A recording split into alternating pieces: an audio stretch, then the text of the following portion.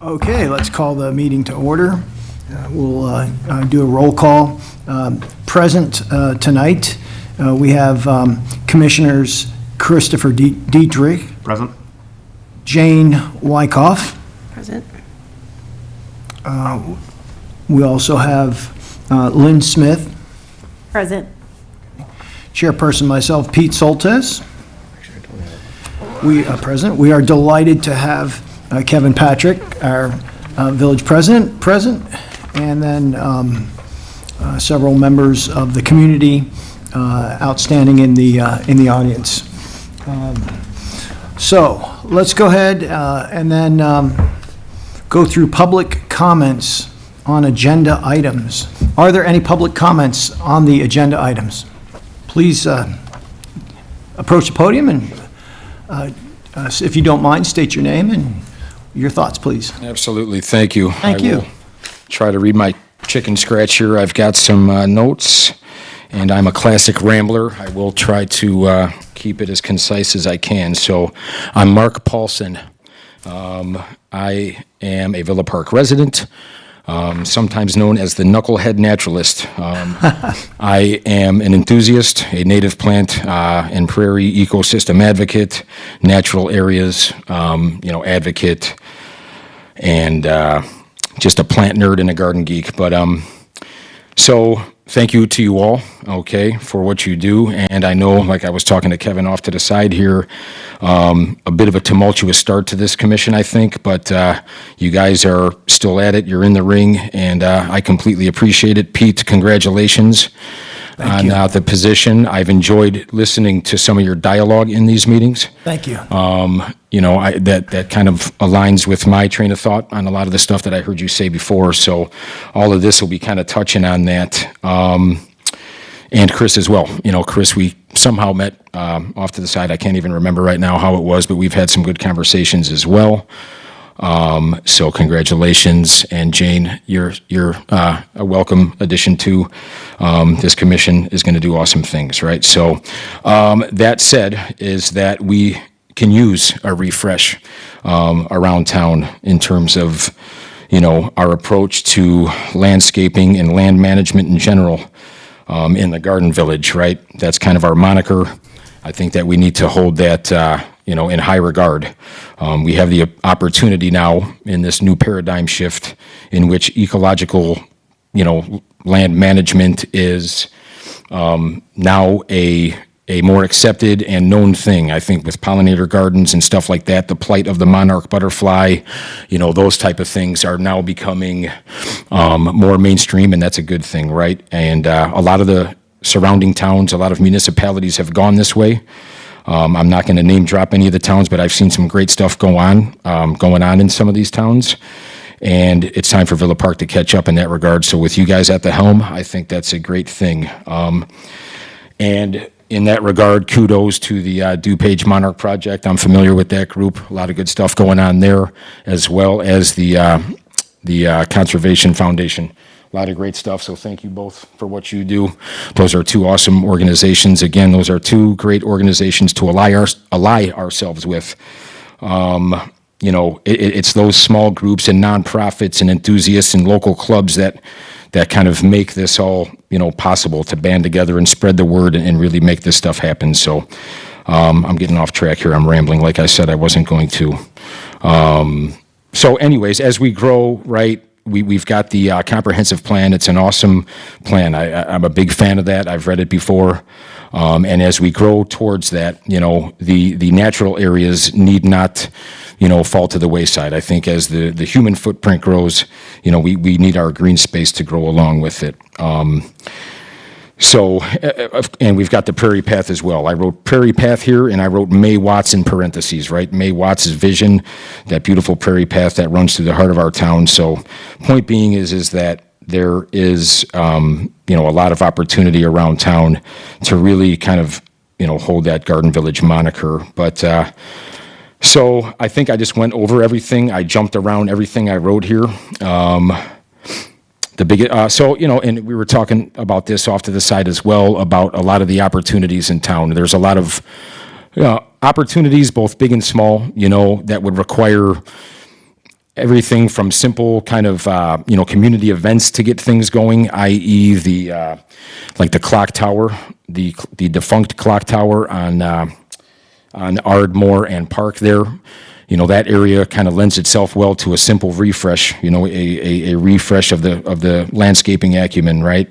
Little areas like that all around town here. To bigger projects, we were talking about the Julia Drive project, and kudos to you guys for kind of going after that and getting that designated as a park. I think there's a lot of opportunity there. That is a big scale one. But for me, and the whole point why I came here, long-winded here much, is that Rotary Park, I think, is the biggest opportunity in town. I think that's the blankest of all blank canvases. I think in terms of going after grants, I know we've got some good grant writers in town and stuff like that, but going full scale as a kind of a basin naturalization, a watershed restoration project is the way to go with that. It's a big area, right? And that's about 500 feet away from Chris and about 900 feet away from me. We do live right over in that area. What was I going to say here? So it is, the blankest of all blank canvases. It's a large space. It can be, it's large enough to facilitate community events, but still also be, an ecological restoration. So anyways, I did put this together. It's a physical copy, right? 1991 code. They want their physical copies back. I've got 5 of these, 5 whole copies. I had planned on giving one to the liaison, Tina, I think is usually the liaison here. I was going to give the one to her. President Patrick is here, so if you are willing to take one of these, I'll hold one of these for you. I don't know if the Public Works and or the Parks and Rec, the Touchstone, if he wants one, but I do have the 5. I'll leave all 5 of them with you. I'm sure I've gone way over my time at this point. I'm just going to thumb through this real quick, or not. I'll probably just give it to you and let you do this. But I basically wanted to get this out. It was something I threw together. It's somewhere between bullet point and kind of comprehensive. There are resources there. There's grant resources here. There's a little bit of a modest site analysis to it and stuff like that, and kind of my 2 cents as to why we should do it there. It's something that I've been working on a long time. I apologize for not having it digitally and emailing it to anybody. Where's the camera? I've begged my wife to help me with that. I'm a computer dunce, but so I can get that to you. My number, my contact information is back here. I'm more than happy to collaborate in any way in any of these aforementioned projects. I think we've got the the loss of biodiversity. The biodiversity crisis is very much able to be mitigated and taken care of. These gentlemen are going to speak way more eloquently than I can, and they'll give you everything you need. And I'm happy to whatever, do the thing. Mark, thank you. Thank you very much for coming tonight. You're welcome. And- Thank you for all you do. Here's the 5 copies. You could do with whatever. Actually, I'll give one to, I set that aside already. I'll give one to President Patrick here. And then maybe you can just kind of float this around wherever you want or however you want. All right, but I appreciate it. Well, we appreciate your coming and expressing your conviction, your sentiments about the Rotary Park, and I hear how important that is to you, that gets done right, and we'll do everything we can to support that. Perfect. Sounds good. I do want to hang around and listen to some of this other stuff. I'm pressed for time. I want to hear as much of it as I can, but if I just kind of hit the road in the middle of it, I apologize. You're free to come and go. Thank you. Thank you. Appreciate it. Thank you. All right. Any more comments, public comments on agenda items? None? Public comments on non-agenda items? None? All right. Any amendments to the agenda? I'm hearing none. Let's go ahead and consent to the current agenda.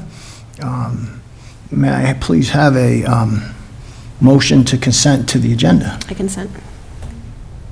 Second? I Lynn? second. Thank you. I don't think there's any need for any discussion. Okay, we'll continue. All right, new business. Remarks from the village president, Kevin Patrick. Thank you, Kevin. Okay, good evening, everybody. Good evening. For having me. First, I'd like to start off by congratulating and welcoming our two newest members to the commission, Jane and Chris. Congratulations. Also to our newest chair, Pete.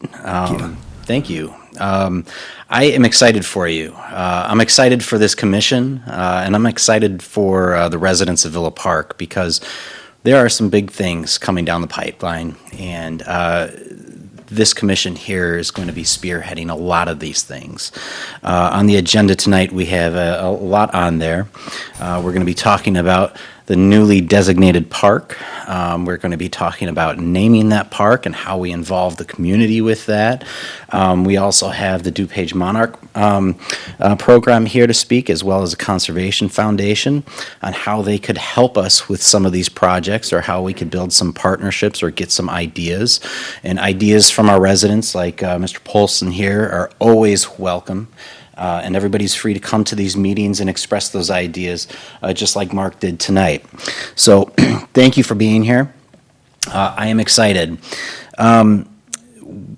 What we did over the last few months here, last year and into this year, is that this commission identified some village-owned property that was underutilized, and you decided to turn it into a park. Not like a playground park, but more of a natural setting park. And the location is right off of South Villa Avenue and East Julia Drive. If you've never been to this area, just east of Villa Avenue is the golf course, Sugar Creek Golf Course. Last year, they finalized their reconstruction project of the area where the creek feeds into the golf course. This area of land that we're talking about, the newly designated park, is just west of that on the other side of the bridge of Villa Avenue. And there are portions of that creek that run through this park as well. So it is a natural area, and there is a lot that we can do with this. And that's kind of why I'm excited and why I'm excited about you being able to spearhead some of these projects. So one of the things is we get to name this park. You get to help name that park. And one of the things that I'm going to ask this commission is to come up with a handful of names themselves. And that's kind of a fun part of that. Once this commission finds out that handful of names, then what we'll do is we'll put a community survey out there so that way the community could vote on which name they want to name this park. I've had meetings with our village engineer as well and talked to us about how we can place some signs out there that also encourage the public to vote on what name they would like. But I think once we get a name for this park and get that established, I think then the real fun begins. Is that the reason why we have the DuPage Monarch program here and the conservation program here is because they're here to help us understand what we can be doing with this park and how we could make it a place where our residents want to come and be. So first of all, thank you both for being here tonight and taking your time to do this. Last week, I met with both of them at the park to kind of take a tour of the site. And there are some really great ideas that they have that the village can absolutely do. So I think we have a lot of potential here, and I think with what Mark Polson was saying earlier during public comments is that there is a lot of opportunity in Villa Park. We talked about Rotary Park, absolutely, and these are the things and the areas that I hope that this commission does focus on. Because when you build the areas and the places and the spaces and enhance these areas that our residents want to go to, we're going to develop naturally that way, and you're giving back to our residents. So thank you for doing all of this. And again, just to go over some things, we'll be reviewing the the No Mo Till Mother's Day later on the agenda. We'll also be talking about, we talked about the naming initiatives, and then a few other things about public education and how this commission can play a part in educating our residents more about the natural world and things of that nature. And then also, I'd like you to start looking at some of the parks also like on the north side, like Westmore Park. Westmore Park is already an established park. We've got some of our garden plots there, community garden plots there. There is a playground there. But there's also a whole other plot of land over there that I believe is underutilized and could have some benefit of enhancing of that as well. So ultimately, I hope that this commission can look at Villa Park as a whole and take that into consideration as how can we enhance these areas for our residents. So that is all I have tonight. Thank you for having me tonight. Welcome again, and Pete, congratulations. Thank you. And if there's anything that I could do for you, let me know. Thank you. Thanks, Kevin.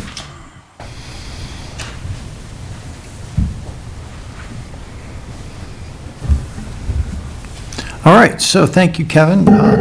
I think that I know next on our agenda is introduction of the new Garden Village Commissioners, and I believe that we've certainly have covered that thus far, but if I may just ask you a question, and not to put you both on the spot, but could you just share with our friends in the community why this position is important to you? What is it about joining this commission? Maybe what you hope to achieve, why it's important to you, just for a few seconds. Sure.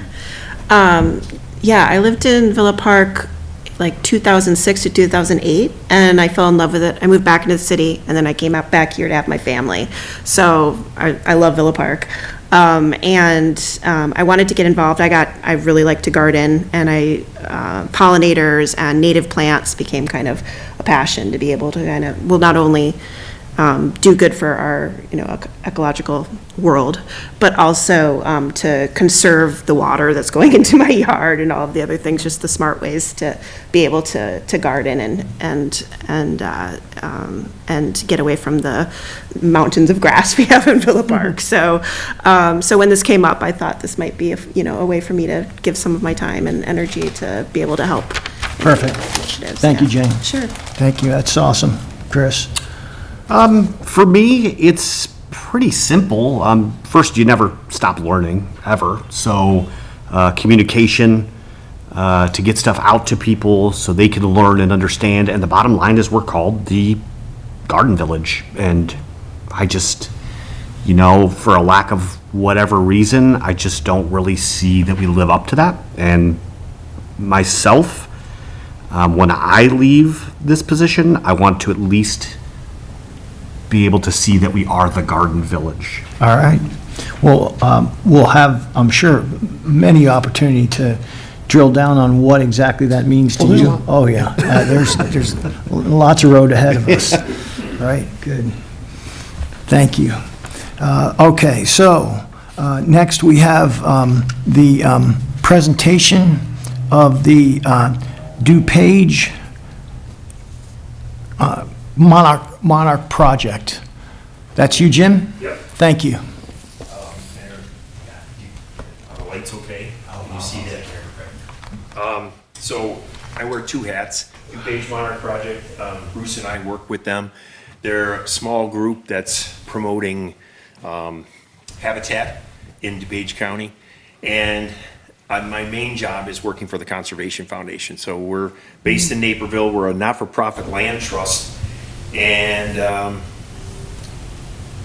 we're mostly supported by donations, but we do get some funding. DuPage County Stormwater does not want to send somebody to your house to talk about your flooding in your backyard or something, and they called us and said, well, Jim's going around to these different sites, why don't we pay Jim to bring the message of what DuPage County Stormwater is doing. All the communities, whether it's Lombard, Glen Ellen, whatever, they all have issues with flooding every spring.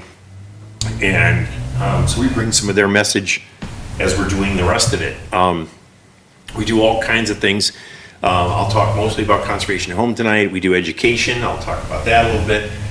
We've got people doing water quality testing. We've got people buying land. Maybe, I'm trying to think, probably 53 in Butterfield. There's now a park on the northeast corner that was going to be a truck stop. And we were able to come in. So if there are properties that are key properties that you want to keep green, and so that could be something that we could work with. We ended up buying the property on 53 and transferring it to Butterfield Park District. So it's now a park on the northeast corner towards the golf course that's there. Those are some of the type things. Our farm is on 60 acres organic farm, Pete. I hear you've been there a few times. But it's beautiful, and you're welcome to come as a group. We've had communities that have a day, a Villa Park Day, and people could come down and take a tour, or we have activities going on. We've tried to add green infrastructure to the site, so the farm dates back to the 1870s, but we've added solar panels, wind turbines, green roof, you name it, we've added. You can see where the road would have come through the farm had it not been for the permanent protection that we put on the property. And I'm gonna rip through some quick things. I talked about the land. We helped remove the dam at Fullersburg Woods. We're working with innovative things to help golf courses and churches, schools. In Addison, we helped rebuild the whole, its name escapes me now. The preserve. The preserve? Yeah, Yeah. that's it. So projects like that we're doing. And what we bring to the community, we want to make sure that you're aware of it. So when you're talking about grants, they look at who the partners are in the grants. And adding DuPage Monarch Project or the Conservation Foundation to these grants can help with that. We work with Wild Ones and other groups that have similar missions that we have. I'll talk about the education programs and other things. Some communities, we pretty much go to every town and say, are you interested in conservation, or is it no big deal? And communities, unfortunately, some like Wheaton that just have never embraced us, but Naperville, Downers Grove, Glen Ellen, on and on, communities that say, we want you here, and they support us various ways. So this book by Keller, he talks about how we as humans are not going to be happy and healthy if we're alienated from where we came from. We came from cavemen. We came from Little House on the Prairie. And so it's something we have to get across to our people is we want them outside. We want people to be connected. And I took my granddaughter fishing, my son with his best buddy. There's a little argument that you've seen over the past, how long you've been here, that they're paving over things, and those green spaces that we have are very important to us. This quote by Bromfield is really nice, is destruction of our natural assets. So I'm going to rip through some pictures of what we do and what a presentation would be. A lot of times, to draw interest from the general public, we do education, and we tell them that this stuff is available to you free. And if that doesn't do it, then there's not a lot I can do in this community. So we tell them about our Conservation at Home program. We go out to people's yards. It's innovative. There's nobody else that's actually, boots on the ground in people's yards to help them, because there's a break between, gee, I want to do something, but how would I implement that? And that's what we do with that.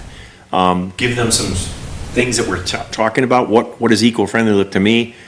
I mean, basically using less chemicals, maybe less grass, tree species, nothing scary, and just tell them this is the kind of stuff we're talking about. And then just remind them from the beginning that plants are the basis of all life on this planet, and it makes a difference what kind of plants we have. The hummingbird, for example, they scan your yard. They're coming back here pretty soon, and there's either something for them or not. So we build our habitat based on what we want to have, and tell people, like, if you don't have hummingbirds in your yard, you probably don't have anything for them. So remind them about why these native plants are different, show them the pictures of how evolution has worked in the plant world, and how pretty our native stuff can be. We don't need to bring things from China and Europe. We've been working this program across the region, so the red to the lower left are mine. We've got organizations in Cook Lake McHenry, all the way out to Rockford. I've got one organization in Wisconsin, one in Michigan, that are running our program, and all the way down to St. Louis we have, so it's a regional program that we're promoting. And it's something that I designed 20 years ago. We can bring this to any kind of property. So we've done libraries and cancer centers and you name it, we can do it on any kind of property. We talk about, I heard you say the garden plots. We're growing native plants in some of these garden plot areas because, you know, Pete would know better than anybody else, but the bees need consistent food. And for them to be there to pollinate the tomatoes, or in this case, on our farm, fruit trees, we plant a combination of native and the non-native things. So it's all about helping people. I used to own a hardware store, and I sold my value to the Conservation Foundation by telling them it's all problem solving. People have issues, and they don't even know what the trees are or why things are different. And so solve problems, give them a positive reason to make a change. And we do this, this is a picture of a park district site that I'm standing on a bridge and a mink swam across. There's no reason that these park areas, and park is in your name, it doesn't have to be grass. In a lot of cases, it's better if it's not. And this is a site in Naperville Park District where it was just a mud hole and a ditch, and even, you know, changing its name to a bioswale. You get the idea, and it creates habitat. Their little bunnies can hide in there. You're mowing less grass, and you have increased habitat at the same time. I sell butterflies all the time because bees freak people out sometimes. But the bees do the work. 80% of it, of the pollinating is going on, but people don't talk about that. So we, especially at schools and libraries and churches and stuff, we build butterfly gardens, and the bees come along under the radar. Yards, you know, all across the area, we have heavy clay, and the lady had called me and said, well, I got to show you where the lake is in my backyard. Well, by the time I got there, but this is the difference on some of our yards. It can be totally flooded in May. It can be, you know, a Death Valley in the summer. And how improving our soil, putting in the right plants that can grow in clay. Birds are something I sell to all the time. These are the 50% of the bird count, and 2 of those are invasive species.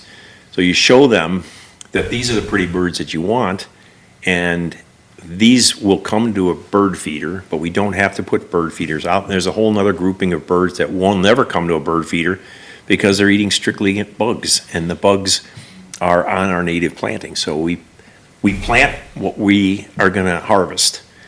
And if you look at traditional landscaping, I put, you know, just Google it. If you want to know where it came from, just Google it. It's that simple.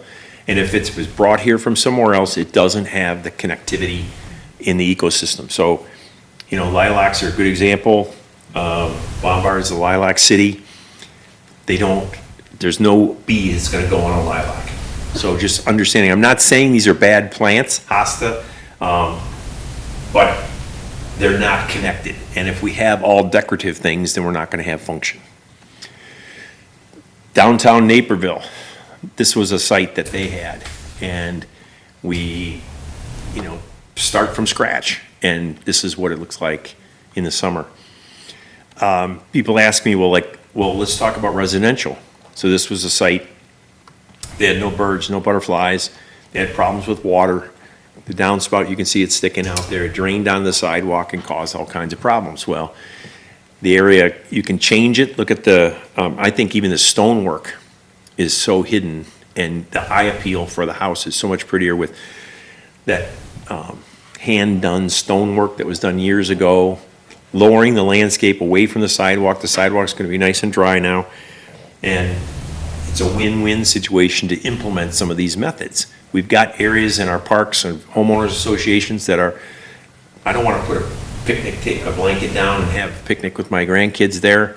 You know I don't see any dandelions, so I'm sure it's sprayed. That goes down in the water. We've got geese problems and erosion issues across the area. And this is what we're talking about in that, Kevin, this is probably a picture of what that creek area could look like.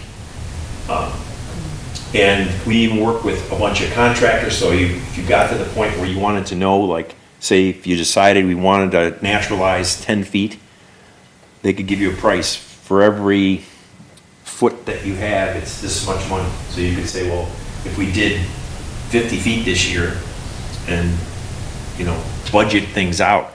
So some of the contractors will work very well with budgets. And then since we're talking about budgets, there's a bunch of different ways. We would urge everybody to do something, even if it's a small thing. Bruce is here, he grows plants, and you can get plants at a very low cost, getting something done. I went to one environmental commission, and they were, their whole mission was, they were disbanding and having all kinds of problems, but their mission was to reduce carbon footprint, carbon emissions. And I said, the reason you're having trouble like keeping people on the council and things, you can't ever win that. You could say we reduced 2 metric tons of carbon or whatever, and what does that mean to me? Build a butterfly garden. Show me what it looks like. Have some concrete things that you can do and finish and have it look beautiful and drive by it and feel a sense of accomplishment. So that's what I'm pushing for. We talk about people, what they're dumping on their lawns and how we're covering the United States with grass. Turf grass is the #1 thing in the state of Illinois and most of the other states. It doesn't make any sense. $40 billion on grass care, it's biologically dead and costing average household $500 a day or a year. This is downtown Geneva. And, if I said left or right, which one's prettier? Which one has to be mowed every week? Where are the birds and butterflies and the rabbits going to be? And does it make sense that we choose the left landscape to do most of our areas in our parks? I talked to a lot of people about trees, identifying what they are, and communities, we're working with them to try to, we're telling the communities, don't plant any more maple. We're at 30%, or 30% honey locust. We don't want any more of those. And diversify the tree canopy. Have an inventory. What do you even know what you have in some communities?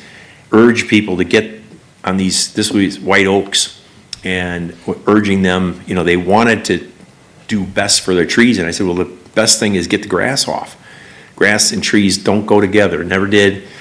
And those leaves that are the food for the tree have to be raked and mowed and taken care of when we could be looking at Virginia bluebells and woodland phlox and things that would actually bring pollinators to our gardens and look beautiful in the springtime. So there's a lot of things we can do. I talk about pollution and where the water's going and how it used to come from pipes making the pollution, now it's coming across our yards. And so people can do things about it. We have a program I told Kevin about. We sell rain barrels in communities, and we could bring it here very easily. Some of the low-hanging fruit things, besides rain barrels, doing village cleanups. So we give you tongs and some garbage bags, and everybody has fun and does the cleanups. We encourage rain barrels and rain gardens across these communities and try to get people engaged in a more eco-friendly type town. Showing them the drain head is not a bad thing if it's in your yard, but there's things you can do like plant around it because the other side of the pipe is the problem. This is one we built at the McDonald farm. That's me and Brooke McDonald, the CEO, and we just scooped out a little center area for that water to pool, and this is what it looks like now. So these things are achievable, and with the Conservation Foundation bringing help, you've got DuPage Monarch Project and other groups that are around. People can earn a sign. There have been people in Villa Park already who have their signs out in their yards showing that they're trying to do things a little bit better. We make it pretty simple by, it isn't a rigid thing. We want to make people feel good about their yard, even if it's, nobody's perfect. But they're trying harder, and we bring that to them. So that's what I wanted to bring. A lot of what we do, almost everything we do, is free. We do encourage people. You can be individually, you can become a member. The Village of Villa Park can become a member of the, if you haven't signed the Monarch, DuPage Monarch Projects sign off, you can do that, and you can become a member of the Conservation Foundation as a community. And we have some communities, like some of those ones I mentioned, that have, are encouraging in their materials that they send out to homeowners, that they're working with the Conservation Foundation, and they're encouraging an eco-friendly type atmosphere. So I had given Kevin a bunch of different ideas on how you could get started on a low budget.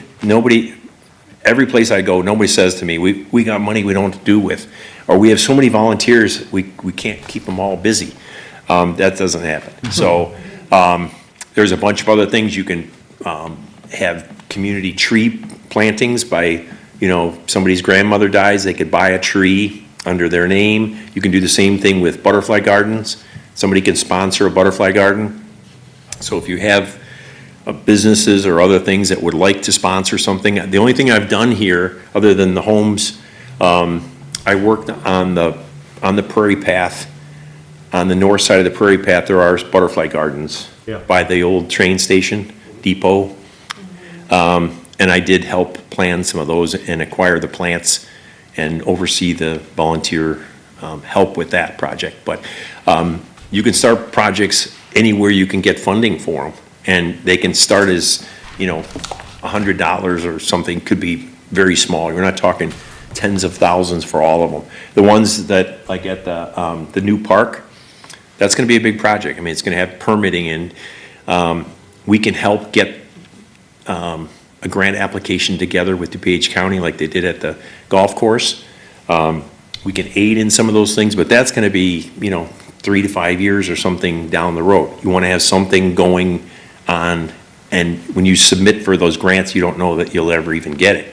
So that's kind of a maybe that you don't talk about. You take that shot and see what you get, but there's other things, lower budget things that can happen right away. So that's all I wanted to say, and if you have any questions about what I've talked about at my business cards, Kevin's got my information, I'm happy to work with you in any way I can. Jim, thank you so much for sharing your story tonight. And I'd like just to add one thought, and that is that I can't say enough great things about the Conservation Foundation. And in particular, what I mean is that how it goes full circle and becomes sustainable. We saw the slides of the water garden that and your commitment to the pollinator plants. And as a result of having a healthy pollinator community at the Naperville farm of the Conservation Foundation, your organization has been able to donate over 10,000 pounds of food grown in excess, 10,000 pounds of food to homeless shelters and food banks. And so when, we talked earlier about making this the Garden Village and making this, a beautiful place not only for ourselves in the present, but for generations to come. But it also comes back full circle in how we're also able to take care of one another and put food on the table for them. So it actually really touches in so many different ways. So thank you for the great work that you do, and we'll look forward to with the approval of the village board, continuing and diving down deeper with your organization. Great. Thank you. I do have one question really quick, if that's okay. Please go. Go ahead. Ma'am. You said you have people, or you go out to people's homes. I know people watch this. How do they get in contact with you to do that? Like, They not can you specifically, but they is it- can email me directly. Okay. We have QR codes and different things that on our website, so they can read about it more on their website, theconservationfoundation.org, and just directly reach out. So sometimes people will tell me, "I just bought the house. I've got turf grass everywhere. I don't probably need to see your turf grass." But they tell me I've got, a hilly site with a creek running through the back or some, issues. I can't do that from home, and, so at an early point, I talked to Conservation Foundation, and we need to go there. If you want to change Villa Park, you need to go there. And I don't live in Villa Park. I can help you, but we need people who live here and are engaged and know the parks, know the city council, and can get things done. So that's what I do, is go to each community and light the fire and see what happens. Go ahead. Okay, so thank you again, wonderful presentation, very informative. I just had a question regarding you mentioned that you had done work with the EPA. Was that regarding like phytoremediation? Some of those issues, the EPA and the biggest thing that changed was they were going to require all the treatment plants to, I don't know all the details, but basically they were going to crank down on phosphorus. And they were going to set these limits on phosphorus so low it was going to cost the treatment plants millions of dollars each, and was going to pass all this millions on to the people paying the treatment plant, facilities. And we went to the EPA and we said, I see what you're doing. You're trying to increase water quality, but the phosphorus reduction is not going to help. And we showed them how what the river really needs is restructuring and phytoremediation and the banks stabilized and different things like that. And if all this money is going to phosphorus reduction, we're not going to get the result that you wanted. So they said, in kind of we'll give you 5 years, we'll redirect those funds, and you put them to something else, and we want to see the results.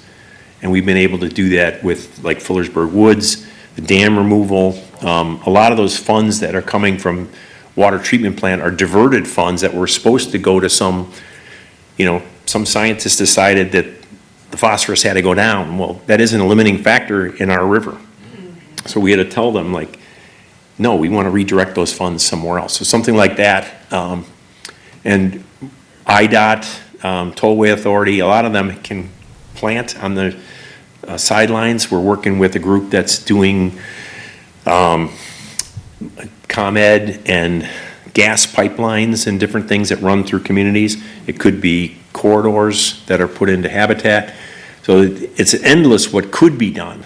And the question is, are people going to want to do it? So there's a lot to do, and there's some that are not well educated. So we try to bridge that gap with bringing these education programs to the communities. We can run them at the library, we can run them right here. One time, I was here once before, maybe, I want to say it was 15 years ago maybe, and the city council was debating about weed ordinance. And milkweed was on the list of plants, should we have this or should we not have it? And I did a very short presentation. I said, the state of Illinois has an invasive species list, and they've done it already. So if you just adopted their bad list, you're done. And, you ask people so are all of you certified plant biologists? And no, you're not. So why are you trying to decide what plants should be determined as good? You're going to go through, there was a list of plants. Should we say this one's good or that one good? I was like, to be honest, none of us are educated to make that decision, and it's already been done for us. You just adopt it. Other towns like Naperville and whatever have adopted these Illinois state standards on things, and we're done. So that's because somebody had complained that there was a chance that milkweed would be banned from the community because it was weed, it's that type of thing. So the education, is a huge thing, and we go to homes all the time, and they're saying a tree's a tree. What does it make a difference? We're like, well, it does make a difference. So bringing that to people and being able to come here tonight and tell you that our services and everything, there's no cost attached to it. I don't know why there'd have to be a lot of debate over working with a group that is willing to help you for free. Absolutely. I have a question. You mentioned bringing rain barrels to the community. What does that look like? We work with a company that's out of Morris. They make the rain barrels for us out of repurposed food barrels. We have beautiful information about it. And all you would do would be to tell the community members, you can buy a rain barrel, and they'll be delivered on April 26th. We'll drop them off at Public Works or whatever. They're going to be sitting there, and from 3 to 5, you can come and pick up your barrel. They prepay them online. It's all done, no money exchanged.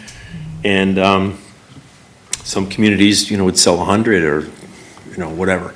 But I'm assuming that rain barrels are allowed within rights within this community. Most places have within, you have to have some parameters on it. But so we take care of everything. You just have to promote it and have us a place where there's a fenced-in location where we can drop them off the day before and they're safe. And then, can be Cub Scouts or anybody can hand out the barrels when they're all been paid for. Right, great. Yeah. And these So- are good barrels, not something we're buying off Amazon. We don't know how they're gonna work. No, These are like tested we've been and doing true. this for 20 years. Yeah. That's great. And it's not gonna be something that you're gonna have to deal with, because you're saying the Conservation Foundation is running our program in our yards. If there's anything, they call us. Jim, thank you. Sure. If I could just one more question. I think we're we've concluded with item C on our agenda, which is your presentation. The next items, item D and further down on item H on our agenda, is discussion of potential collaboration with the DuPage Monarch Project and discussion of potential collaboration with the Conservation Foundation regarding your programs that you just mentioned. So if you were in our shoes with all of the blank canvas in front of you, how would you suggest that we would proceed to line some projects up so we can start turning up some dirt and getting some seeds and some roots in the ground Right. and making the place greener Good right question. right away? You prioritize. So you could look at that, the site we looked at where Kevin, the new park, there's a place on the corner where there's like a bus stop. And I said, like, something like that. The big project, that's gonna be low priority. You have to apply for a grant. But putting a little butterfly garden and a bench by the bus stop is high visible. So you want high visibility. You're gonna spend your time and energy building this park. You want it to be where everybody's gonna notice it. So that would be, when you're doing criteria, how many people are gonna see it? Is it in a public park? Do you have activities at some of these parks where we have, all of our parties are over here or whatever? If it was near the food growth area, the garden plots, adding native habitat near that would maybe bring productivity up. So what's going to give you the biggest bang for your buck? And then it would be the second thing I think I would talk about would be funding. What does the budget look like? Can we get donations? Could somebody want to sign on to this butterfly garden and have it be the Moore Brewing Company or wherever, people that you could get do it? Would a naming by somebody that wanted to name it after their grandmother or whatever, would that work for tree plantings? Or, how can we expand a small budget? I'm just assuming you don't have unlimited amounts. Some communities have issues with, they come up with good ideas and the city council is not too supportive of it. So they bang their head against, we went to all this work, we want to do this, and it got squashed. So how strong, we have the village president here, but, how strong is your ability to get these projects done? So when you bring something forward, you want it to be like something everybody can get their head around. And then you have some success with those smaller projects, and then you get a little more momentum going on into the next one. That's the way I would look at it, is can't do everything. I don't want you to do nothing. So where can we find a higher priority thing to get the biggest public viewing on it? Okay, appreciate that, thank you. Okay. All right. Well, go ahead. Just one last question, sorry. So regarding that, does that help with getting a grant if you have, like for an example, some smaller projects that have been completed that have been successful? Would that help with grant applications? Probably not as much. I mean, they're looking at the fact that this project is adjacent to a project that had already been completed. So this is kind of an extension on that. That's all good. They want to see like a maintenance. So if you put this in, who's going to take care of it? So the follow through on those type of things, but we can help you with that too. So the grant writers might submit a grant application or something, and we can review it and say, this part isn't as strong as it could be, or something like that. You work in tandem with some of the other groups. I don't know, Bruce, do you have anything that you think I've missed? Or No, hi, I'll introduce myself. I'm Bruce Blake, and I work at DuPage Monarch Projects, Sierra Club, a couple of other. Yeah, come on up. Excuse me. Hi, I'm Bruce Blake, and I'm part of the DuPage Monarch Project. And what I do with them is I'm a habitat and garden specialist. I help people with their home gardens, churches, and schools put gardens in. And it's an amazing thing I get to do. Sometimes schools just give us a call. There's a Gmail address on there. If your home is interested in doing something, or there's a school or a church who has an area, I can help them get a natural garden going. I have my own nursery. It's a very small nursery in Glen Ellen. I'm also a steward for the Forest Preserve District of DuPage for 20 years. And I love to help people grow plants. And the whole main thing about what you're looking for with your garden commission is to make people's homes beautiful. A lot of people garden, but they don't know the advantages of native plants and how they can grow. They're a little bit more easy to grow than what you're talking about with your cultivars and things like this, but there's so many opportunities that you can do. I'm trying to think of, and Jim just covers the whole macro thing, because he does the big projects. I do the small ones. And it's amazing when you can see what's been done. People get together. I work with a lot of Rotary clubs. I'm not sure if they have one in Villa Park, but they are fantastic for raising funds and things like this. We did a great project in Woodridge. They had a swale, like a 120-foot swale, about 20 feet wide, and all it was just draining water down there. And we had a lady from the Rotary Club who really loved to garden with native plants. She got together with the Park District and the Rotary, and we got together, and we had a group of brownies come out one day, and we planted the whole strip. And it's just fantastic. It just looks really good. But there's so many possibilities you can draw. Jim has got the photographs and everything. It's just amazing what can be done. Anything else I need to mention? I think that's the thing is, like, having you here with interest, and then you can pick, your sites, because it's all about where would you begin?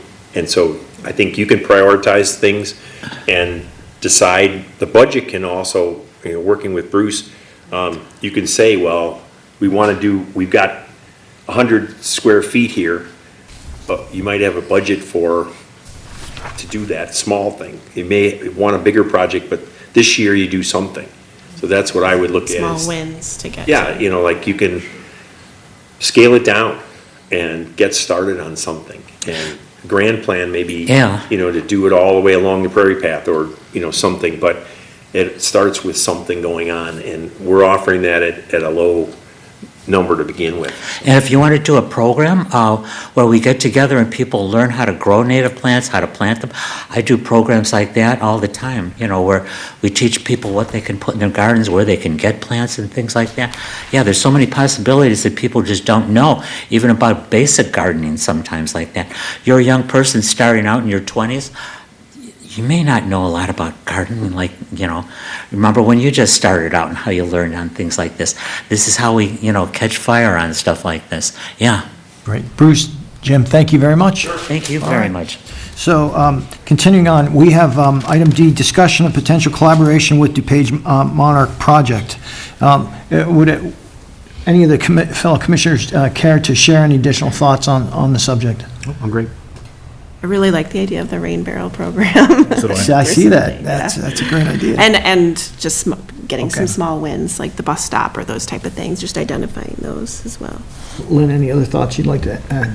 Yes, I really am passionate about education, so I really like the idea of really starting like an education series and, having your organization be a part of that. Education series, and then eventually like a workshops, right? So, We've got 20 or 30 programs that we offer, and then we work with, Page Monarch Project has, specialized programs on monarchs, or specialized programs on bees, something like that, if you went past the initial, you could dig a little deeper on some, or just gardening. Growing their tomatoes in a better way, or things like that, so a lot of that stuff is out there, and if you can set up the process, all set. great. Okay, so keeping us on target here, thank you.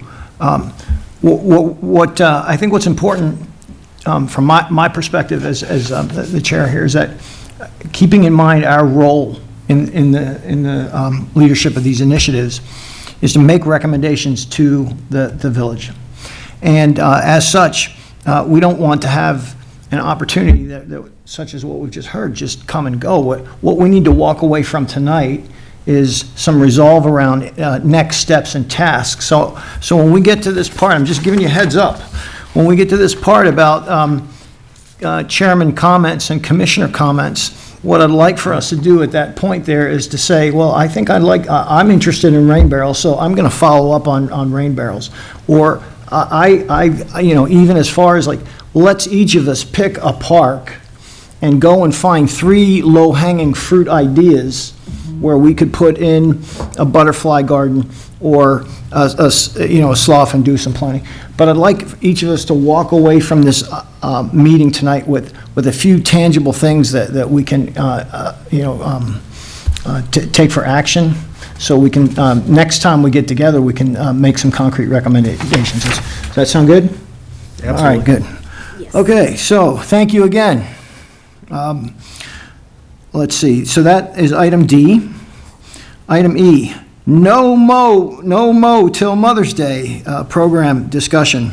Is everybody familiar, is anyone familiar, and anyone not familiar with what the no mow concept is, or have any thoughts they'd like to share, or any elements of discussion around it?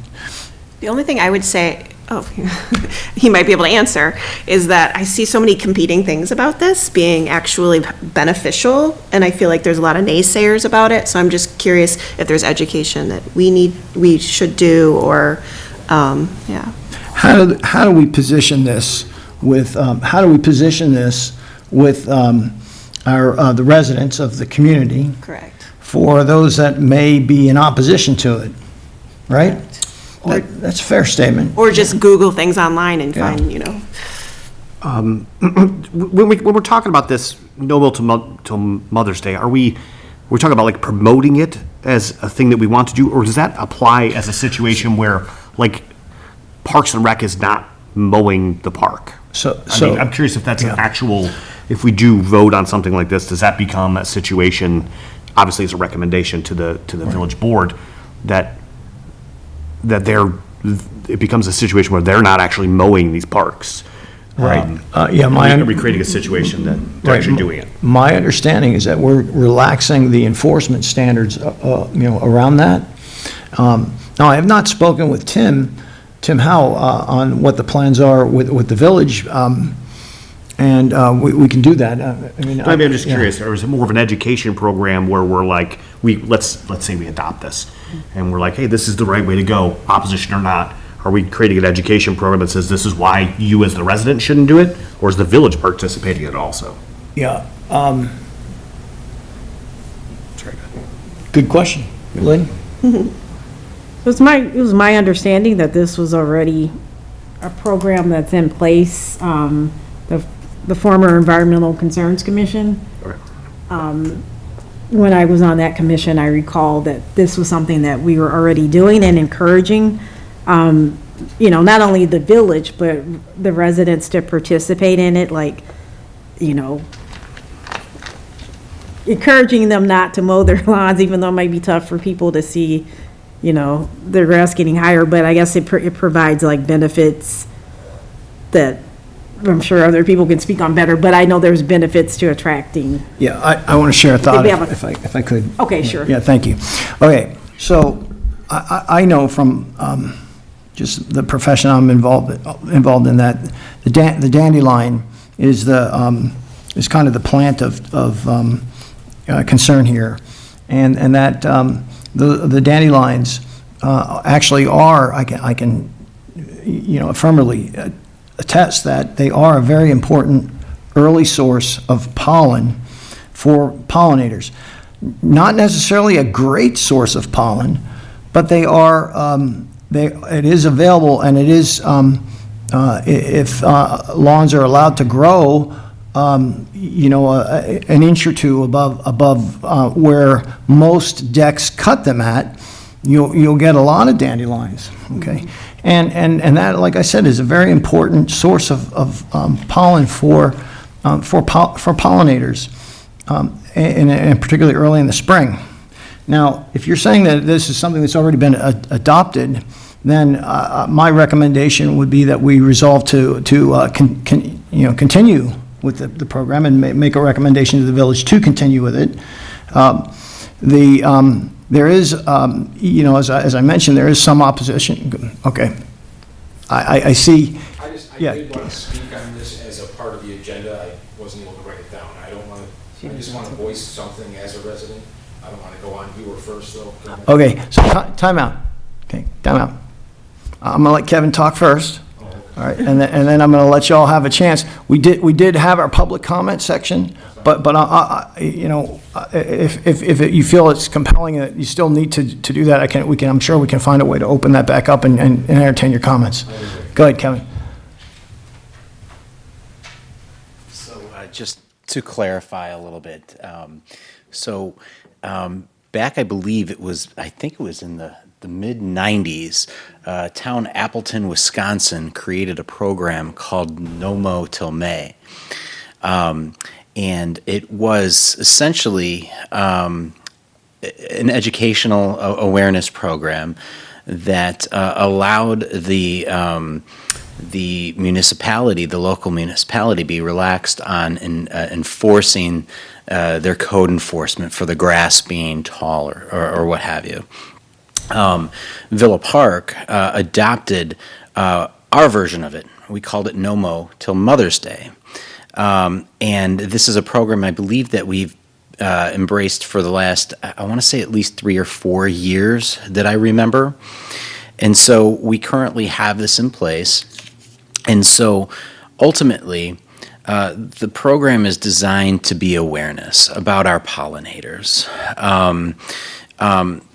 When we talk about the benefits of what's out there, is that, yeah, there are dandelions, and, that's just not necessarily enough, but it's also the little habitat that it builds there. It gives some of these plants, some of these insects, and the bees to have somewhere to go as well. What I would like to see, though, is more along the lines of what you're talking about, is more of an educational outreach to our community, and to let them understand that this is also an optional program. You don't have to not cut your grass. If you want to cut your grass, you can. But there's an educational benefit here too, is explaining why and what those benefits are. So if this commission does move forward with this, I would hope that we can come up with some sort of educational element to that as well. And I think just the educational aspect allows people to understand what their options are and what they can or cannot do. That's really it. Thanks. But as far as information about No Mow May, it started in Appleton, Wisconsin. It's called No Mow Till May, Villa Park No Mow until Mother's Day. And if you wanted to research the benefits of this, you absolutely can. But ultimately, it's an option for our residents to take part in the program if they want to or not. It's just that our code enforcement is not going to enforce the codes when the weeds get too tall. Okay. All right, so thank you, Kevin. So what do you think about the idea of maybe just doing a video clip and posting it on the village, and this is again in the form of a recommendation to the board, we do a video clip and talk about, pollinators and early sources of protein for them, and just publish that as an education initiative. And I'm just throwing one idea out there. I would like to leave the meeting tonight with some concrete recommendation, but that's something that wouldn't take a lot of time for any of us to do, and it's something that's pretty straightforward, and that we could get out there, so when folks are, have objections or have issues or concerns about it or don't understand it, we can at least have, be proactive and message that. I think that's a great idea. I also think, I've seen people have the signs. I don't know if that's something that this commission is a part of for the people that are actually doing it, to advertise that's what they're doing, because some people may not know that they're just letting their grass grow for no reason. So I don't know if that's something else that we want to think I about. love the idea. I don't know if we have signs, or does the Conservation Foundation have any no-mow till? Some places are, I could just give you what other communities are doing. Sure. Some people you call in and you register your name so that they know that they have 22 households that are doing it or whatever. And if code enforcement is wondering if you're registered on this list, then they make sure that they're not writing you a ticket or something like that. You can find out how many people are doing it, some way like that. And I think the education, that's what I was gonna add, was, not mowing is not the story. Right. The story is, we want flowers growing in your lawn, and maybe you should not do chem lawn or something like that, so the education part, so much important there, so. Great.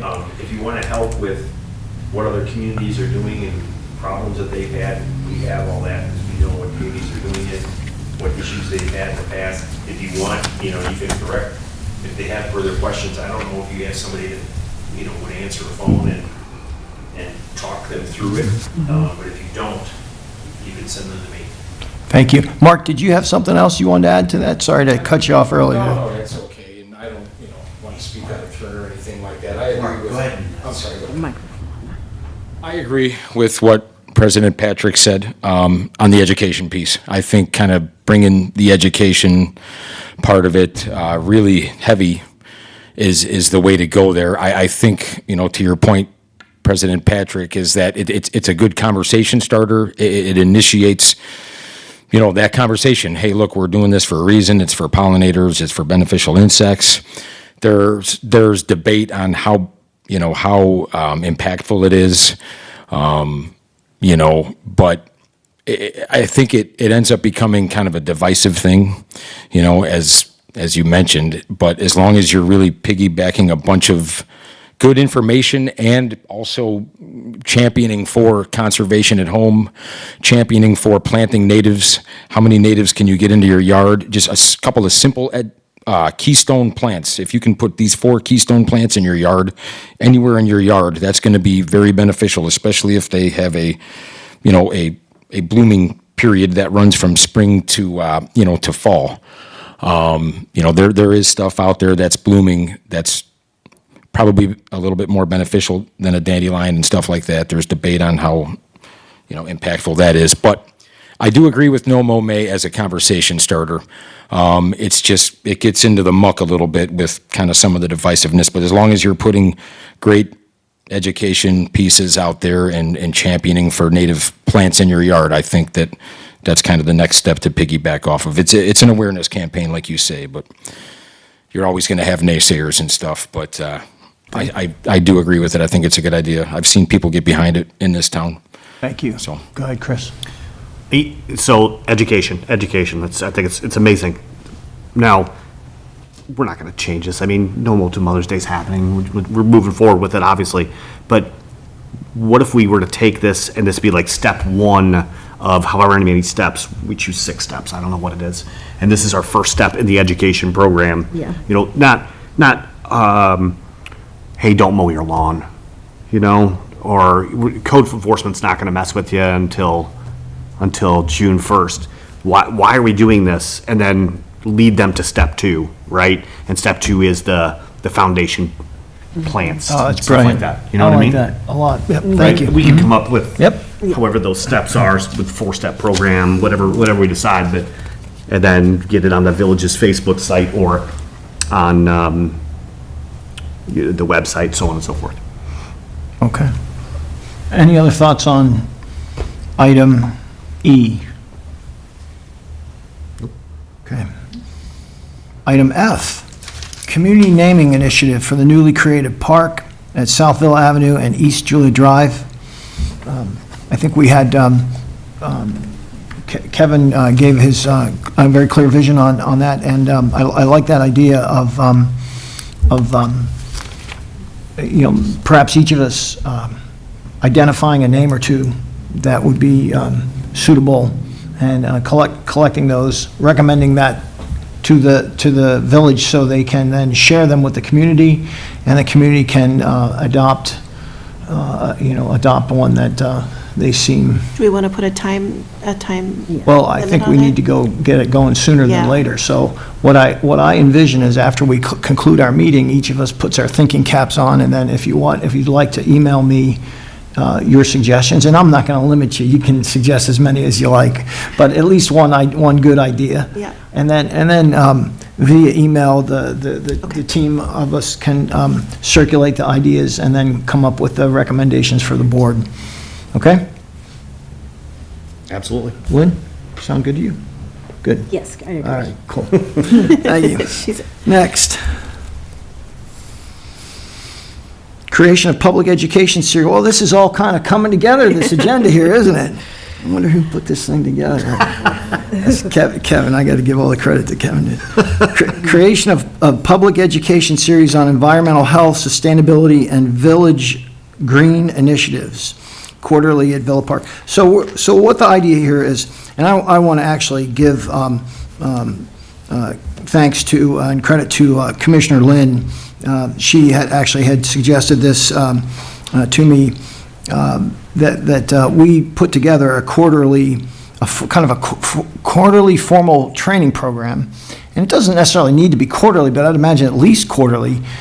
We are all volunteers for this, so trying to do something on a more frequent basis may be a challenge. But I can think of at least 4 great topics, we got 2 or 3 of them sitting right here in the audience right now, right? So I can think of some great topics that we can come up with. And again, market that to our community to please come out and join us for some educational material, whether we're talking about how to get a garden started, talking about the importance of the canopy in Villa Park, whatever the topic is that we choose. So we're actually going to need one of the, I'd like to ask one of the committee members to volunteer to lead that initiative and suggest a time, a location, and maybe an agenda of speakers so that we can all discuss it and recommend that to the board. Yes, Lynn? So I would like to volunteer with that, and was wondering if Commissioner Diedrich would be interested To help with it? in, and Absolutely. helping with that. Absolutely. Because, two heads are better than one when you're Yeah, trying to think I'd of be honored. ideas.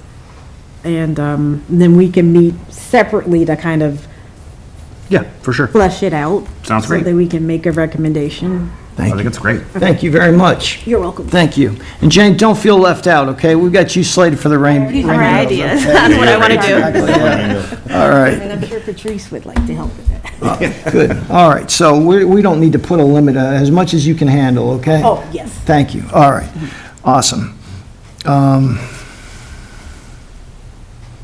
So So then we'll come up with those things I mentioned then, correct? Yes. All right, good, all right. All right, now, we also talked about discussion of potential collaboration with Conservation Foundation regarding their Conservation at Home and Rain Barrel program. So those, I think, are additional initiatives that we're going to want to do, and it kind of folds into that idea of, let's look at, each of us adopt a park and go and find some low-hanging fruit, some easy, not to take away from the other longer-term, larger-scale projects that are very high priority to us, but there are some immediate action things that we can get going on right away that are impactful and not too expensive. So that's kind of consistent with item H and item D. All right, if there's no further discussion on that, I'll go ahead on to item I. Review the potential adoption of the village policy on remote meeting attendance. Okay, so what we need to do is have a discussion around this. What this remote meeting attendance policy does is it enables in a situation as tonight where one of our members is called to stay at work late, unexpectedly, and then would not therefore be able to make the meeting, but could attend it remotely. Do we want to allow capacity for that? And the condition on that is that we have to have a quorum present, actually physically present, so that this is not saying that, well, we can all just shag out and dial in and call in remote. We actually have to have a quorum present, and then once that quorum is established, then we can allow remote, okay? I think it's a reasonable plan, because, who knows if any of us ever get stuck on the side of the road with a flat tire or whatever happens, we're not able to make it. It'd be nice to have I would love to have your input, even if you're not able to physically be here in person. So, if you're all in favor of recommending that to the board, I'd like to ask someone to initiate that and then second it, and I'd then... like to make that motion I'll to second allow it.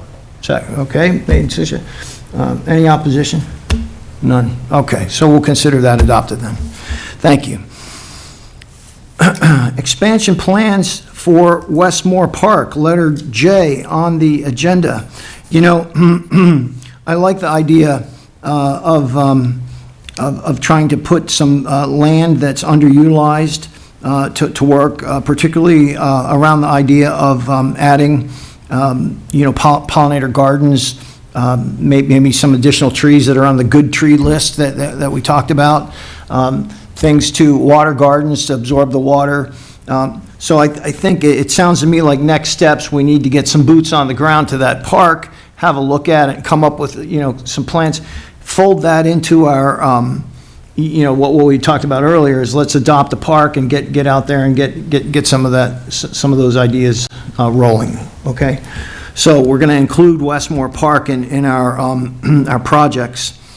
All right, any other discussion on expansion plans for Westmore Park? What is Westmore Park?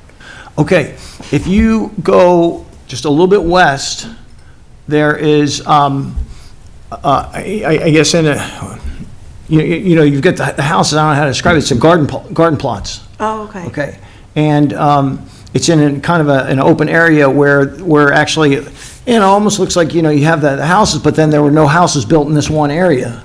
And so it's a community garden where okay. you can arrange to plant, vegetables and so on. So you see individual vegetable plots.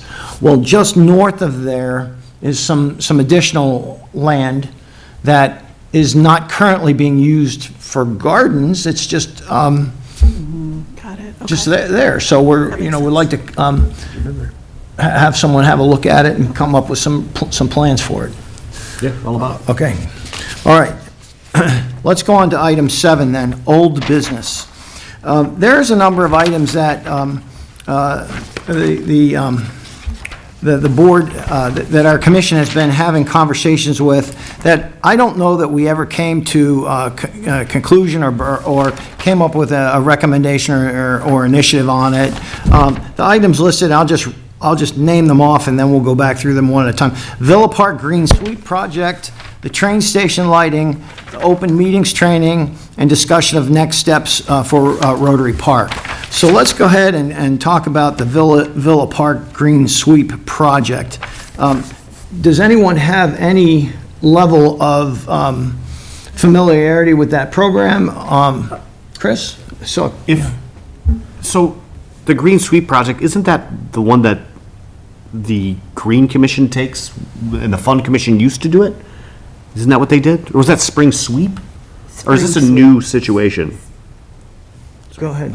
It's spring sweep is what I believe is, So this should have been written. yeah, so instead Spring of green, it should be spring. As far as I sweep. understand, the Fund Commission is still doing that, though, and we could partner with them if we wanted to. Yeah, Or green, actually, Or green, sorry. yeah, so this was something that the former Environmental Concerns Commission was actually, would organize. And then it was some discussion on that being under our purview. But then, it was my opinion that perhaps something like this would be better, suited for the Green Commission instead of the Garden Village Commission, because it seemed to be more in line with their mission. Reach out to the Green Commission and see what they're doing. Yeah, so did you all hear that? So let's reach out to the Green Commission and see if they're handling recommendations on But if that. So here's my thinking. If the Green Commission already has it in their wheelhouse, I would prefer to let them deal with it and run with it. Not that I'm opposed to that initiative, I think it's true, but if you look at what we have lined up ahead of us, we have a lot of work. Okay, and so my suggestion is if it comes back that no, they haven't done anything with it, then we pick up the ball and run with it. But there's plenty of partners in the community that we could engage with. And maybe even in the village itself, there may already be resources and people lined up. I have not asked at this stage, but here's an example. I've done some work with the Go Green LaGrange. And so, I don't think it's ill-advised to speak of a different village. They do things well. They're Go Green LaGrange, okay? We have, I understand, a Go Green Villa Park, okay? And maybe that's the type of organization that we could partner with to help run an initiative, recycling batteries, collecting computer electronics, and those types of things. Is that when you hear this spring sweep or green sweep, is that the kind of program that you have that comes to mind, or is that something else? Am I missing the mark entirely? She knows. Yep.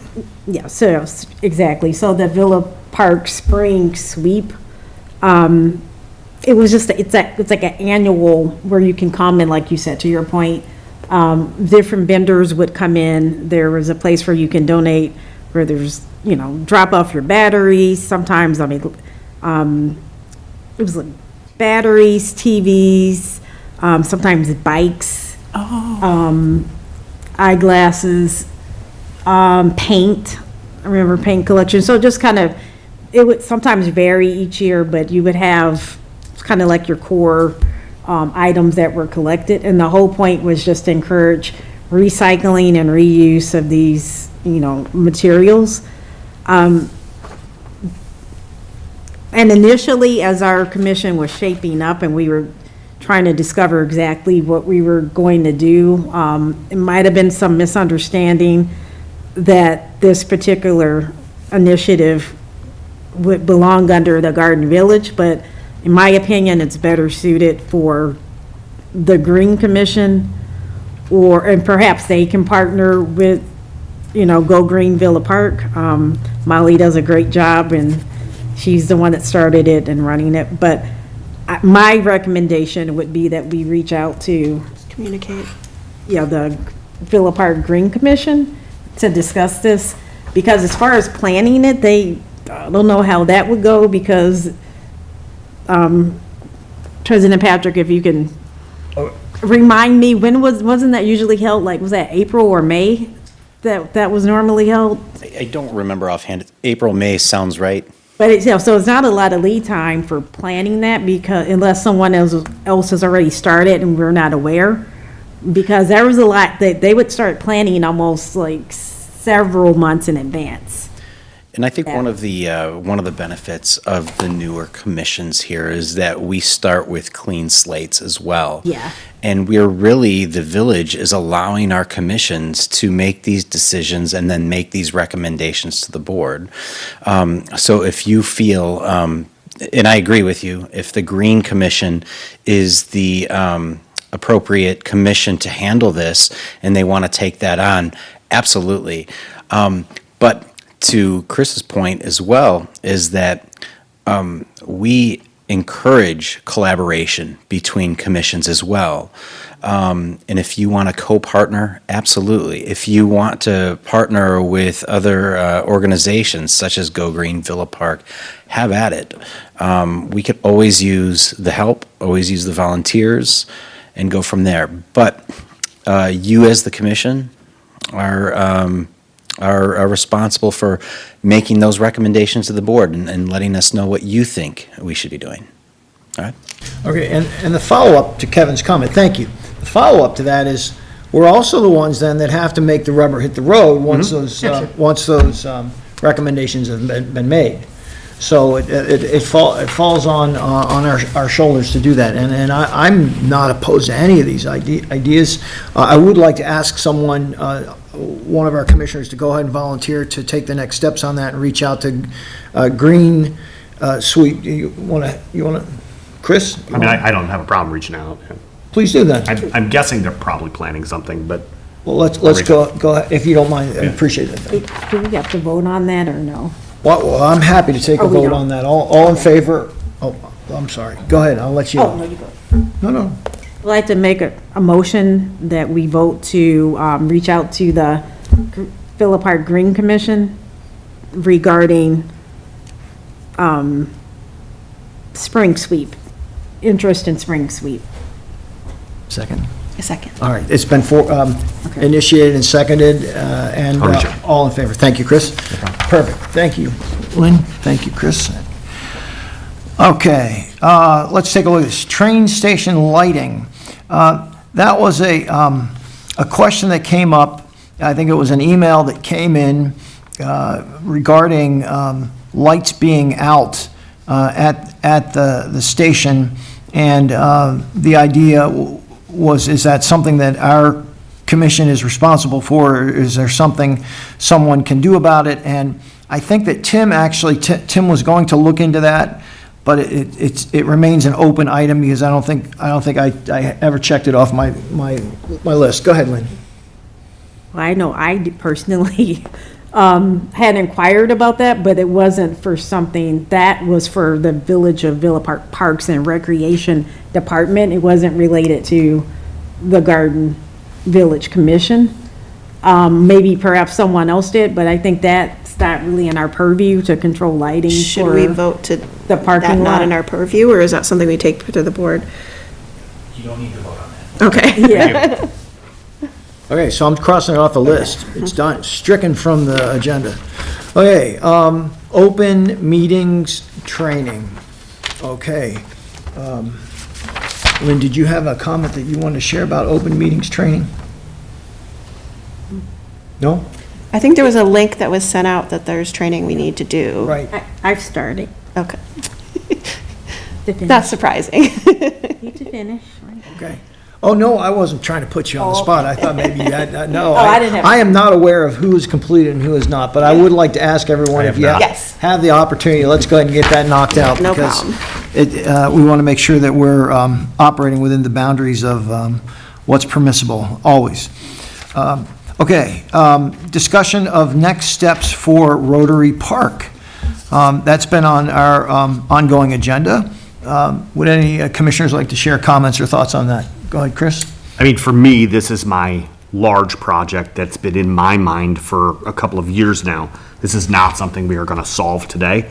It's not something we're going to solve by the end of this year. It's just not. I think it's going to take a lot of time, a lot of planning. I think it's worth it. I think it is a huge deal. I think it could be our big thing that we do in time, right? There's so many little things that we need to get done. I would like to reach out to you guys at the conservation, and obviously Mark, and I think it's huge. I don't think it can go away. I just don't think we can solve anything in the next 4 Just to weeks. clarify, is that what was presented? Yes. Okay. So it seems like the next step would be to read the proposal and then see where we get, see if there's any next steps after that. A copy of the. Oh, sorry. Oh, okay. There you go, thank you. Does everyone have a copy of this? Yeah, I do. Okay, good. That seems like an obvious first step for me. It seems like you already know about it, but. Well, yeah, but it's been in my mind. Yeah. Unfortunately, it hasn't been presented out Yes. here. It's been in my mind. And Okay. Mark's mind, obviously. Right, and I agree. It has the potential to be a flagship. Correct. There's so many things that, like we said, an open canvas, right? And sometimes that's the hardest, when it's an open canvas, okay? But let's think multi-generational on this, so that our grandkids can have a wonderful park to play in, right? And I don't know that we need to have further discussion on it, but I would like to see every time we get together that there is one thing that we've come up with that we can say we accomplished in this last month. Okay, that way, as time marches on, we're marching forward and things are getting done. It's really important to me. Okay? All right. Any further discussion on Rotary Park? Nope, just move forward. Okay. Chairman's comments. I think you've probably heard me say several times this evening that I would like us to come away from this meeting, each of us with a commitment to do that. I'd like to, I think one of the things I mentioned is, can each of us try to kind of adopt a park or team together on a park? It doesn't have to be one park per person. You can go, if you have time and desire to go visit all the parks. But next, and I think what we should do then is offline, individually, if you're able to share ideas and suggestions with me, any thoughts on any parks you've been able to visit, and I will then make sure that gets circulated amongst our members, so that next time we get together, on our agenda will be a line item that says visits that we made to the parks, and great ideas that we're recommending to the village to embrace. Okay? Sounds great. Good. Wonderful. All right. That's it for chairman's comments. I don't have anything else I'd like to add. Thank you again. How about commissioner comments? Well, I like to we'll just go around the horn. We'll go right down the line. This is the first meeting, so this has been great. That's more of my comments, been very informational and getting the hang of it. So I'm excited to have tasks. So if there's a list to do the training, to do the parks, they have their task. I'll look at the rain barrows to come in for next time. And then, yeah. Okay, and you have my email address? Yes. Good, all right, Jane, thank you. All right, Chris? Obviously excited to be here. Thank you guys for coming. I really appreciate it. I've got a lot of different ideas. Some of them are really small and easy. Some of them are really hard. Rotary Park, and then obviously this new park, a whole nother thing. It's amazing. But there's a lot of stuff that we can get done that are little in the meantime. And you asked to possibly bring up a couple of things. I know as long ago as 2017, there was a program in Villa Park. It was an Adopt a Park program. Lots of people have it. Elmhurst has it. We did have it in Villa Park. I don't know why we don't. So I'd like to personally, as long as you guys are okay with it, to reach out to Director Howe and find out why we don't and what we can do. And if we can't do it, we can't do it. We'll figure that out. I got reinvigorated when I walked in the building and looking at that specific thing there, and it's the Adopt a Tree program. You guys were talking about the correct trees. I know it exists. I don't know if the residents know it exists, right? Adopt a Tree. I think that's a cool idea. I know we have Adopt a Path. I don't know if anybody knows about that, And it's not just about spending money. Sometimes it's just going out and picking up garbage in your little section. This is a random, but I know that the Fund Commission does the landscaping award, and they're trying to give it away to somebody. I'm just being honest. I know they're trying to give it away to somebody. So it's not a big job by any means, but it's something that maybe they could teach us about. And all it really is us looking at people's naturalized gardens, that type of stuff.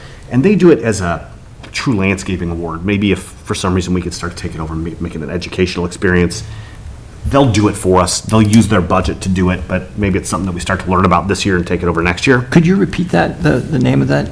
They call it the Landscaping Award, and it's the Fund Commission that does it. They have so much on their plate, so much that they've added a commission underneath them in order to handle stuff. And I know that they were trying to give it away to the Green Commission for a little while, and that just doesn't make sense. Okay. And then President Patrick had brought this up, and the other idea would be to partner with other commissions on some things.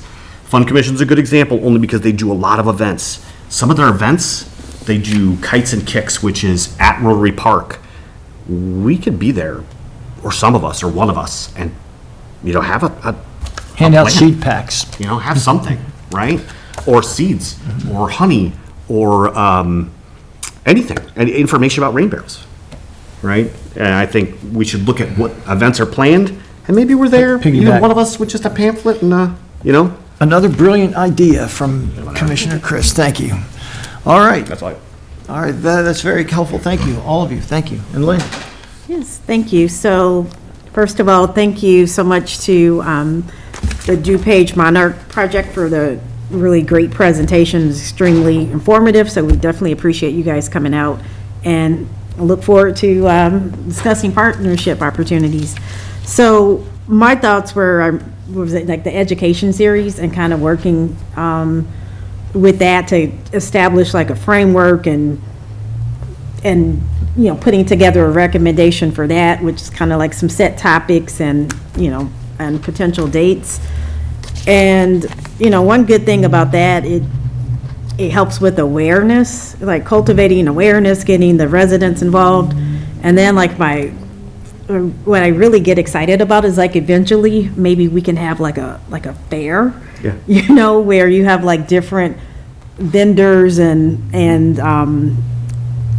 agencies and organizations can have their spot, and people can walk and maybe have like some rooms where you can go in and hear presentations like on different topics, I think that would be pretty cool, and it really doesn't even take that much time to put together. You can start small and just build out from there. But, the theme here tonight, I think that we all agree upon, for sure, is the importance of education and awareness, and that helps to cultivate or empower, like, our residents to kind of get involved, because they'll know kind of like why it's important and how that benefits them and their families and our village as a whole, because it takes, making our village great and embodying the Garden Village Commission moniker. That's not something that we do as individuals. That's something that collectively everyone has to have a part in. If you want the village to be better, then, what can you do as a resident, to volunteer and to help out? Everybody has a part, no matter how big or small, whether it's participating in something like No Mow May, or, just think about, and I'm kind of speaking like just to the residents, think about what can you do to contribute to making our village embody our moniker, the Garden Village. And we definitely, will be here to provide resources and educational and all the other great things we're thinking about. But yeah, I think it's a good meeting. Definitely welcome to our two new commissioners. You guys are really already adding so much value. And great job, Pete. Commissioner. It's okay. I'm still going to be Pete. Thank you. Oh, that's it. All right, so prior to adjourning, I just would like to share a thought with the virtual community that may be watching us tonight. I'd encourage you all to come to our next meeting, which will be about a month from now, and share your comments. It's been hugely helpful having you here. I can't thank you enough for coming out. If you can't make the meeting, then reach out to me or reach out to any of the commissioners. I think any of us would be delighted. I'm in Villa Perk just about every morning. I can't ever give you a time, but I roll out of bed and I walk up the street and I grab a cup of coffee there, and I'd entertain a conversation with anybody about what's going on. I love this Adopt a Tree program. Just for the record, one tree is the equivalent of about 2 to 3 acres of wildflowers in terms of a blooming tree, that in terms of potential to feed pollinators. Okay, and not only taking care of the pollinators, it also cools the environment. And there's so many great things about trees. So while the plants, the native plants, so it's got to be an aggregated effort that we do, and I think we talked about that. And I'm looking forward to these comprehensive plans that we're going to be able to put together and recommend to the village and get this going forward. So on that note, I would like someone, if they could, motion to adjourn. Motion to adjourn. I second. Okay. Done.